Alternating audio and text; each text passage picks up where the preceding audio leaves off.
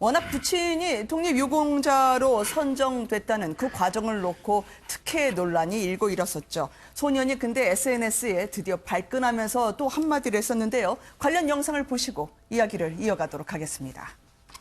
돌아가신 지 20년이 된 아버지, 그 독립운동을 했다는 이유로 평생을 그런 불이익을 받고 다 산 아버지에 대해서 얘기하고 싶지 않고요.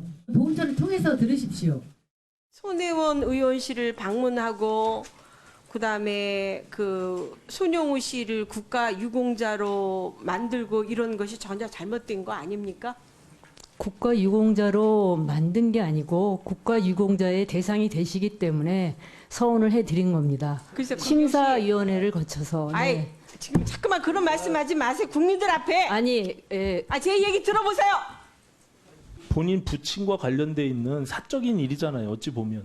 저는 처장님이 그렇게 아무 일도 아닌 것처럼 온당한 일을 한 것처럼 대하는 태도가 저는 도저히 납득하기가 어려워요. 나라 위에 목숨 걸었던 내 아버지 물어뜯는 인간 용서할 수 없다. 오늘 단연 화제가 됐던 단어는 니들 아버지. 그때 뭐 하셨냐였습니다. 김 변호사님. 상당히 본인이 발끈했던 것 같아요. 저 문구도 그리고 저 색깔도 말이죠. 네, 색깔도 굉장히 좀 상징성이 있는 색깔이 아닌가라는 그런 생각이 드는데요.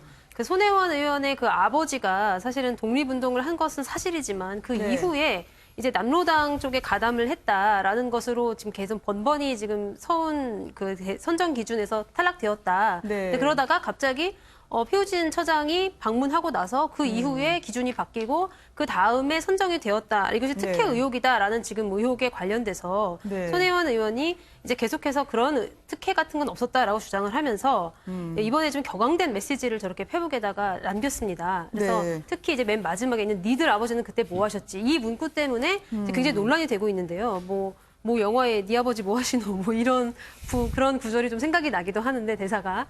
근데 어쨌든 한국당 김재원 의원은 여기 이제 맞받아친다는 의미에서 탄광 막장서 이랬다. 뭐 이런 또 게시글을 올리기도 했습니다. 근데 이제 손 의원의 표현이 너무 과격했지만 저는 그냥 담긴 메시지는 뭐 이런 것 같습니다. 이제 우리 아버지가 열심히 독립유공자로서 이제 나라를 위해서 일할 때 일부는 그 상황을 저버리거나 아니면은 오히려 일제에 가담하는 행동을 하지 않았겠느냐. 그래서 어쨌든 독립운동을 한 그 부분만큼은 인정받지 않겠냐라는 그런 취지로 저런 글을 올린 것이 아닌가 싶습니다. 네, 유공자 선정 전에 보훈처장 따로 위원회관 불러들이는 의원이 거의 없죠. 그래서 더더욱 특혜 논란 속에 우리의 아버지를 어떻게 모욕할 수 있냐라고 발끈하는 건데요. 한국당 의원들이 앞으로 니들 아버지 하나씩 이제 시리즈를 올릴 것 같아요. 김 교수님. 오늘 김재원 의원, 김 변호사님 말씀하셨지만 말이죠. 손혜원 의원이 처음에는 이 글을 올리고 나서 여러 가지 비판이 있게 되니까 이거 국민들 대상으로 한 것이 아니라 한국당 의원들의 대상으로 했다라고 갑자기 말을 좀 이상하게 바꾸기 시작합니다. 그러다 보니까 김재원 의원이 올렸던 SNS 글을 보니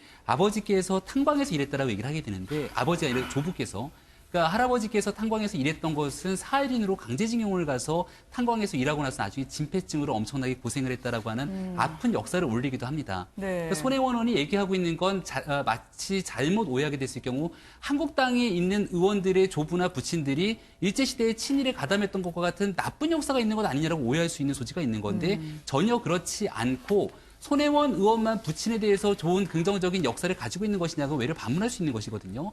게다가 민주당의 한 의원 같은 경우는 친일 음령사전에 등재가 될 정도로 조부가 친일 활동을 했던 전력들이 있게 되는 상황들이 많은 국민들이 알게 되고 있는 사실인데 굳이 이런 방식으로 정치적인 공세를 펼치는 것이 온당한가라는 얘기들이 나오고 있는 것이고요. 지금 손혜원 의원 부친에 대해서는 분명하게 손혜원 의원이 국회의원이고 그리고 김정숙 여사와 고등학교 동창으로 볼 수 있는 친분을 갖고 있는 상황 속에서 이렇게 특혜 선정에 대한 논란이 있게 되니까 국가보훈처를 검찰에서 압수수색까지 한 것 아니겠습니까?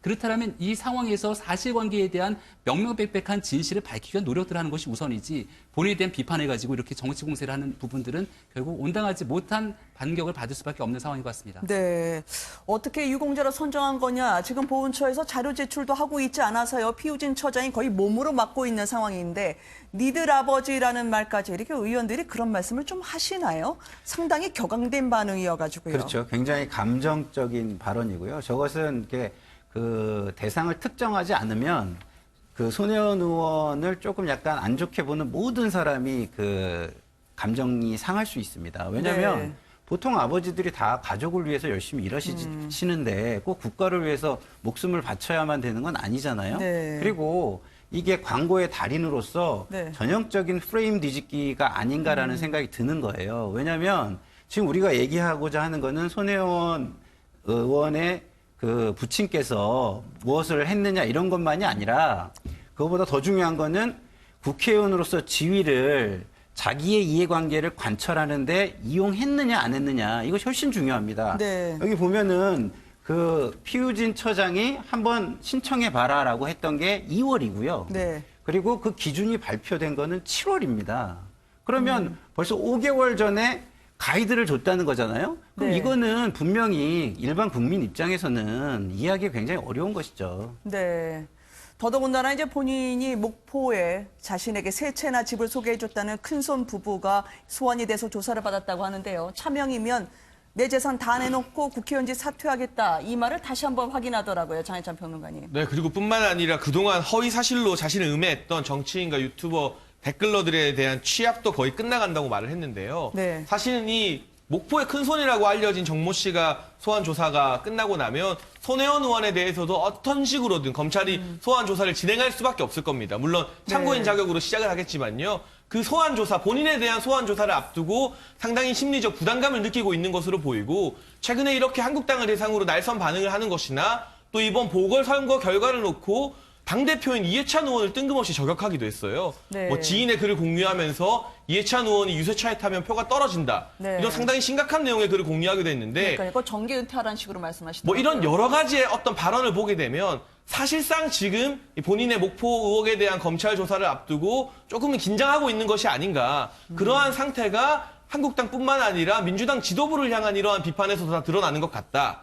어쨌든 우리 국민들은 검찰 조사 이후에 드러나게 될 결과를 기다리고 있는 만큼 손혜원 의원도 어쨌든 무리를 일으켜서 당에서까지 자진 탈당을 한 상황입니다. 네. 그렇다면 조금 더 차분하게 본인과 관련된 의혹을 밝히는데 해명하는데 좀 낮은 자세로 해명하는 모습을 보여줬으면 좋겠습니다. 알겠습니다. 정가 소식을 네 분과 함께 짚어봤습니다. 고맙습니다.